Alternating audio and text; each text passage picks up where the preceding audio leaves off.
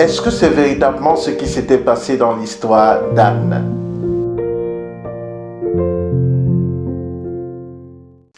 Salut à tous, je suis Brice Kamgang, Storytelling Expert, pour t'aider à sublimer tes présentations professionnelles, commerciales, pitch de vente avec le storytelling. Parce que chaque histoire bien racontée vaut diamant. Je suis également le champion d'Amérique du Nord au concours d'expression orale avec le Toastmasters International.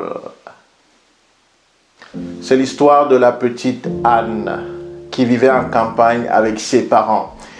Cette famille vivait des fruits de la récolte, des champs, etc. Tout allait bien jusqu'au jour où la petite Anne est devenue adolescente et fêtait son 15e anniversaire.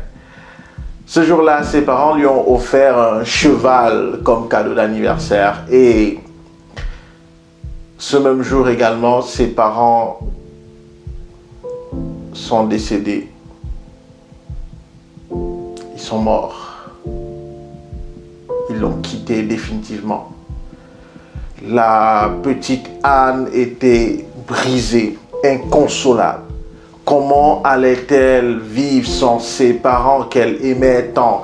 Comment allait-elle continuer de vivre sans avoir à côté d'elle un père et une mère? Comment allait-elle continuer de vivre sans personne avec qui échanger le soir, sans personne pour lui donner des conseils? Et surtout sans personne avec qui elle irait faire les champs. Anne va connaître des moments extrêmement difficiles. Parce que désormais, il est obligé pour elle d'aller chercher de l'eau au marigot. Elle est appelée à aller faire les champs, marcher des dizaines et des dizaines de kilomètres pour aller faire les champs et chercher de quoi manger. Anne va se battre chaque jour. Ça ne sera pas évident pour elle, mais elle va s'accrocher à la vie. Elle va marcher de longues distances pour aller chercher à manger. Elle ira chercher de l'eau pour se baigner, pour boire et pour cuire les repas. Anne va vivre ainsi jusqu'à ce qu'un matin, elle ne pourra plus se lever du lit. Frappée par une douleur au niveau du dos. Son dos l'avait lâché. Ce dos qui avait longtemps porté des charges pendant de nombreuses années avait fini par lâcher.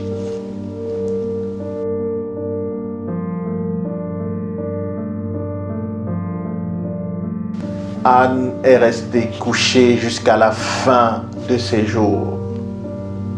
Anne est décédée sur son lit dans sa chambre à cause du mal de dos qui s'était empiré. Et la question que j'ai envie de vous poser, c'est pourquoi Anne en est arrivée là? Pourquoi Anne a dû se faire mal au dos? Pourquoi Anne est décédée dans sa chambre? Pourquoi?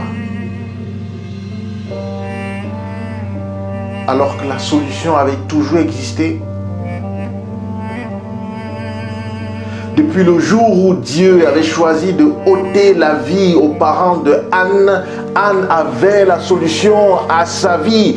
Anne avait la solution qui lui permettrait de vivre. Anne avait la solution pour ne pas se faire mal au dos. Anne avait son cheval. Ce jour-là, on lui a remis un cheval en cadeau. Ce jour-là où ses parents sont partis, ils lui ont laissé un héritage. Mais seulement Anne n'a jamais fait usage de cet héritage. Le cheval aurait permis à Anne non seulement d'aller beaucoup plus vite partout où elle voulait partir, mais encore mieux, d'aller beaucoup plus loin et porter beaucoup plus de charges qu'Anne et son dos. Voyez-vous, Anne, c'est toi. Anne, c'est moi. En francophonie, je vois beaucoup d'Anne. Beaucoup d'Anne. Anne, le nom Anne, mais pas Anne, l'animal. Je voyais des gens qui sortaient déjà des flèches pour me tirer dessus. Non, je vois beaucoup d'Anne dans la francophonie. En ce sens que nous avons tous eu un héritage. Notre ancêtre, depuis le jour où le jour est jour, est venu avec un héritage et nous l'a légué. Depuis que l'homme est homme, l'homme a toujours communiqué avec le storytelling.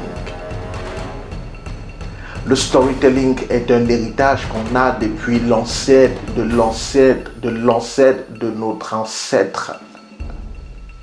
Mais seulement combien de personnes l'utilisent? Mais seulement combien de personnes en font usage? Mais seulement combien de personnes voient leur vie se dégrader simplement parce qu'elles n'ont pas soit su utiliser, soit été conscients de l'existence de cet héritage. Oui, le storytelling est un cheval parce que, à l'image du cheval, le storytelling peut transporter ta vision, ton projet, tes idées aussi loin que la distance que peut parcourir un cheval. Autant qu'un cheval, le storytelling peut te permettre non seulement d'aller aussi loin, mais aussi d'aller beaucoup plus vite, de passer beaucoup plus vite ton message, d'atteindre plus vite les cœurs, d'être plus rapidement mémorable. À l'image du cheval, une fois de plus, le storytelling est capable justement d'aller chercher des récoltes et porter sur son dos. C'est la même chose, le storytelling, oui, est capable de le faire, d'aller chercher des résultats importants et les ramener à toi. Utilise le storytelling. Le storytelling, c'est le langage du cerveau et le cerveau comprend les images et il n'y a pas meilleur moyen de communiquer des images que de parler en storytelling. Le storytelling, c'est ton cheval. Ne sois plus Anne. Merci.